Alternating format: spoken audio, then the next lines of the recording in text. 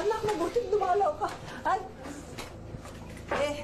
Anak, salamat ha, dumalaw ka kasi pwede mo ba akong sama magpa-check up?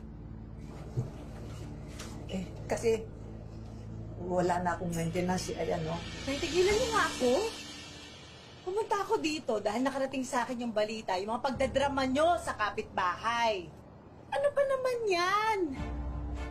Ano nang iisipin sa amin ng mga kapitbahay, lalo na sa aming magkapatid? Pwede bang pahiramin mo lang ako ng pera? Sige na anak, babayaran ko din naman agad eh. Kung makahingi naman kayo para kayo may pinatabing pera. Nangihiram ako. Hindi ako nangihingi. Kung makapagsalita kayo, parang hindi nanay ang kausap ninyo. Pwede ba? Hinaan niyo ang boses niyo. Naririnig tayo ng kapitbahay. Bakit?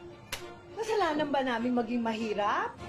Anong gagawin ko kung ang trabaho ko taga-kutkot lang ng kuko, tapos itong asawa ko driver lang? Anong maibibigay namin sa inyo? Aray! Nasasaktan ako ah! Ayan! Ayan! Nagdadrama na naman kayo. Bakit ganyan kayo? Kung makapagsalita kayo, parang hindi niyo na ako inaa. Porke ba mahina na ako? Ganyan na ang trato niyo sa akin? Wala na kayong galang? Pagkatapos ng lahat ng ginawa ko sa inyo, tiniis ko lahat, Melinda. Nagtiis ako, pinag-aral kita. Pero anong ginawa mo? Nag-asawa ka agad, iniwan mo kami. At manunumbat pa kayo. Obligasyon nyo na pag-aralin nyo kami. Ikaw, sana hindi ka pabigat ngayon. Wala ka na talagang galang. Ay! Ikaw wala kang awa. Bakit mo ginaganyan ang sarili mong ina? Bakit ka nakikialam dito? Ay, bakit hindi ako makikialam? Parang wala naman kayong balak tulungan yung nanay ninyo. Oh, kawawa ka naman. Siguro nagpapauto ka dito sa nanay ko. Ay, hindi ko kailangan magpauto dahil alam ko kung sino sa inyo ang mga walang ya. Ah, walang ya pala, no? Ay! Walang ya! Tama na!